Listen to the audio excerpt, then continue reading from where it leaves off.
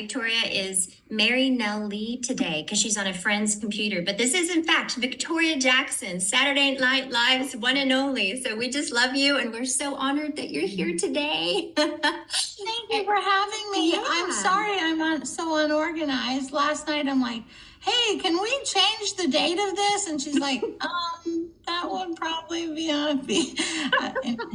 I'm glad we're here. I hope I have some word of wisdom or something to offer because I don't know that I do. That's okay. Well, you know what? We'd love to hear just a little bit about your journey. So, how did you find yourself on Saturday Night Live? I personally might know a little bit because I've read some of your bios, and but maybe not everybody here does, and maybe what you've been doing since. So, okay, well, first of all, I got to tell you, I'm in the home of Mary Nell because she has the coolest story. Her husband was an anesthesiologist, and in his free time, he would go to the Middle East, and he was looking for Noah's Ark because he saw an article in Life magazine that the military had noticed something on top of a mountain that looked like the Ark, and he spent his every vacation with his sons and his family. Thank you. And Mary Nell going over to the Middle East and looking for stuff. And, she wrote books about it. Here's one of the books. Anyway, she lives in my town. And I told my friends, I go, hey, you want to see something cool? She has all of the pictures, and he's died. And anyway, she's giving them a tour of all the artifacts they found. They looked for the crossing of the Red Sea. They think they found it, Noah's Ark. They found a Roman chariot wheel in the Red Sea where the Old Testament says God parted the waters. And they also went to look for the Ark of the Covenant. And they also Sodom and Gomorrah. And so if you go on YouTube and look in our biblical archaeology YouTubes, you can find all of this, or you can go to ronwyatt.com, and that's his widow. And so 10 of my friends are taking a tour today, and I've already had the tour. And she's not doing it for money or anything. It's just a real thing. And, skeptics can come and ask questions. And anyway, that's where I am today. And I double booked myself. Oh, I should look right here into the camera. Ooh, there we go. Okay, so to answer the most asked question of the 21st century, how did Victoria Jackson, a little chubby gymnast from Miami, Florida, from a ghetto actually, Carroll City, how did she get on Saturday Night Live? I didn't even have a TV. I didn't even see the show before I was on it. And it's taken me 30 years to figure out what the show was. And I have to tell you, it's so funny. I was there. Okay, this is how I got on there. I went to Hollywood when I was 19. Let's see, I gotta go back. My dad said, what do you want to be when you grow up? And I said, I don't know. And he goes, well, the earlier you decide, the better you'll be at it. And I said, well, I want to be Maria in The Sound of Music and have 7 children in matching outfits and play the ukulele on the mountains and have a mansion and be married to the captain. And every night I wanted them to sing, so long, farewell, auf Wiedersehen.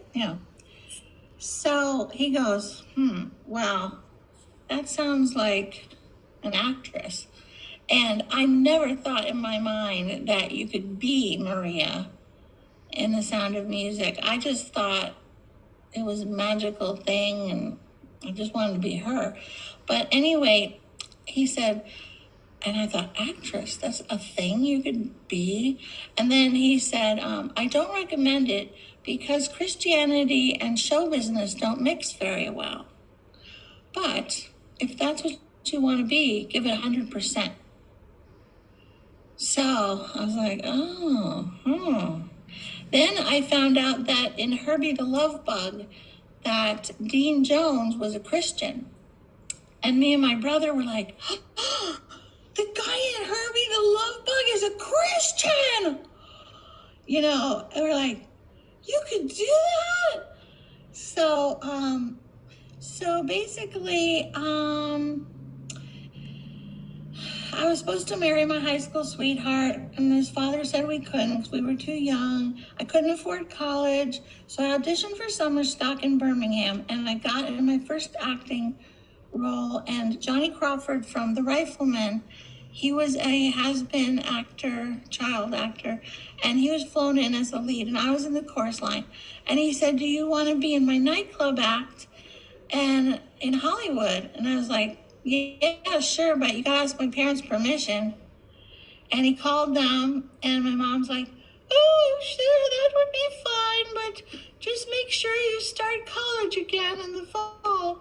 And I'm like, college? I was at Auburn, and they tapped on my shoulder, took me to the financial office, and said, your tuition has not been paid. You can't sleep in your dorm tonight. So, when you have the choice of, well, I could be a typist in Miami and live with my parents, or a typist in Hollywood and try to pursue this whim, which this is the only time in my life I can probably pursue this whim, because I'll probably have a husband and children someday. So I went with Johnny. He gave me a one-way ticket, and he picked me up late in his 1929 Chrysler, and I had one dime and a college trunk. And we went to his house, and I said, where should I sleep? And he goes, what do you mean? I go, I told you I'm a Baptist virgin. And he's like, I thought you were kidding. And I was like, well, when I told him, I was doing a handstand on a chair in his hotel room. So I might have been sending mixed messages, looking back on it. You guys are a good audience. I see you laughing. Is it hard that we're all like on mute and like you're busting out with these jokes and we're just like silently laughing?